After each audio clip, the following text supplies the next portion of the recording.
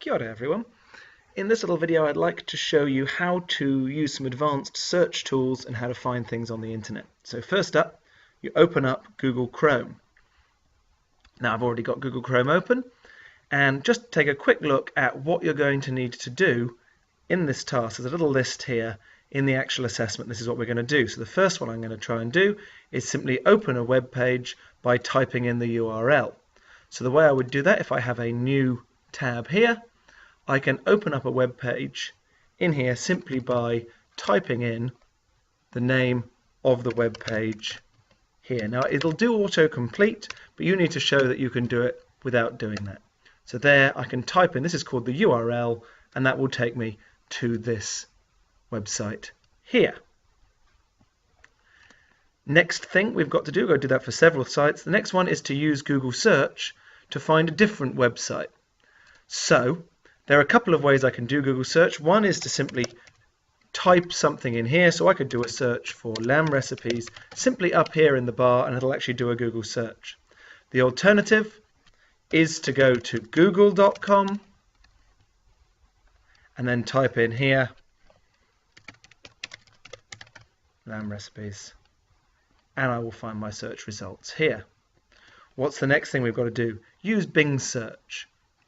So using Bing search, we simply go to bing.com and we can simply type in our search result here, and we get some recipes. Just a different search engine, much like Google.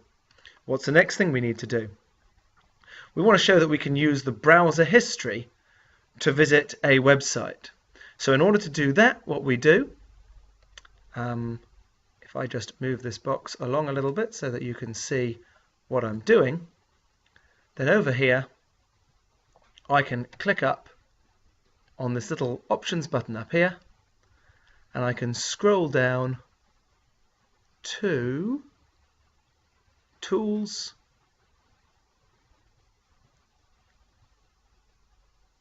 no, it's not in tools, it's in history here, used to be in tools. And now in history I can see lots of websites that I've been to today, and so if I wanted to go back to this lamb recipes page here, I could just go back to it like that. So that's how we do that. So that was the browser history. If we want to do some bookmarks, in order to bookmark a page, if I want to bookmark this page right here, I click on the star. It asks me where I want to put it, and I've got various different folders I could put it in. I could simply put it into other bookmarks or the bookmarks bar. If I put it into other bookmarks like this and say done, I can now find that by clicking in here,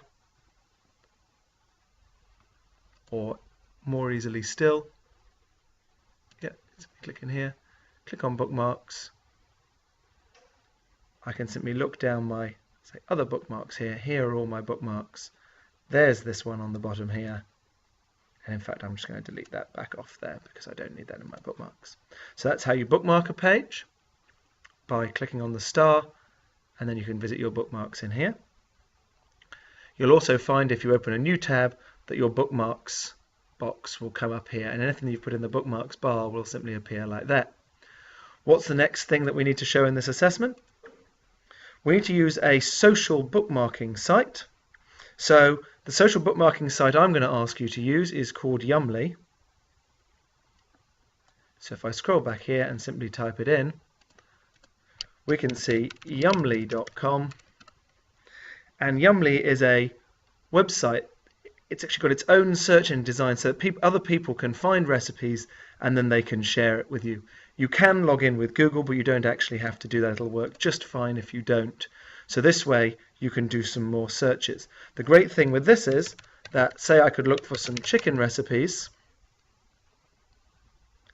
and what I can do is I can actually add some particular ingredients. I could say I want to look at some ingredients with tarragon but without sugar.